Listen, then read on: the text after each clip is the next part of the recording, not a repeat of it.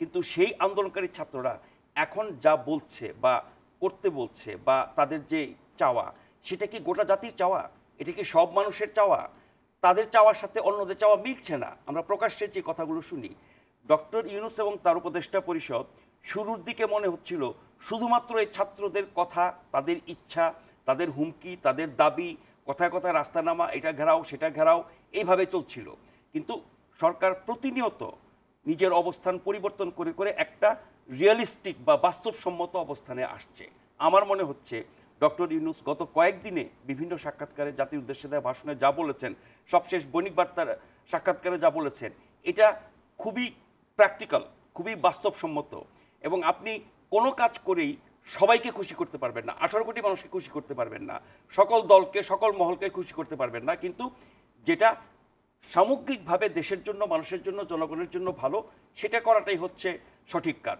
আমার মনে হচ্ছে যে উনি যেটা বলেছেন, ন্যূনতম সংস্কার করে, কমিশনগুলোর রিপোর্ট দেখে, রাজনৈতিক দলগুলোর সাথে আলোচনা করে তারা যা বলবেন সেই অনুযায়ী কাজ করবেন। সবচেয়ে প্র্যাকটিক্যাল কথা হচ্ছে এটা। আজকে তিনি আরেক ধাপ এগিয়ে বলেছেন যে সংস্কার কমিশনগুলো রিপোর্ট পাওয়ার পরে, সেটি নিয়ে দলগুলোর সাথে আলোচনা করার পরে রাজনৈতিক দলগুলো যদি বলে যে সংস্কার চাই না, এখনই নির্বাচন দেন, আমরা নির্বাচন দিয়ে চলে যাব, আমরা এখানে থাকতে চাই না, অনেকে অসহ্য হয়ে যাচ্ছেন।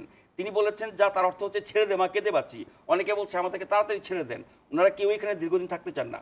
দীর্ঘদিন থাকতে চাওয়ার যে আশঙ্কা বিএনপি সহ আরও অনেকের মুখে আমরা শুনি, সেটা এই কারণে যে তাদের লক্ষ্য স্পষ্ট না।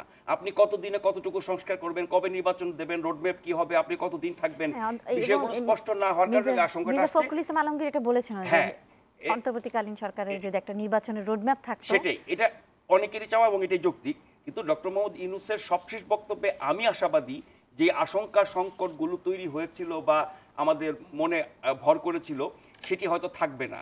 এবং ওনারা যে কেবলই অন্তর্বর্তী সরকার, কেবলই একটি সরকার থেকে আরেকটি সরকারে যাওয়ার জন্য মাঝখানে অবস্থানে আছেন, তার জন্য কিছু কাজ করে দিয়ে যেতে চান, যাতে রাষ্ট্রটা, দেশটা, সরকারটা ভালোভাবে চলে, সেই কাজটা তিনি করবেন।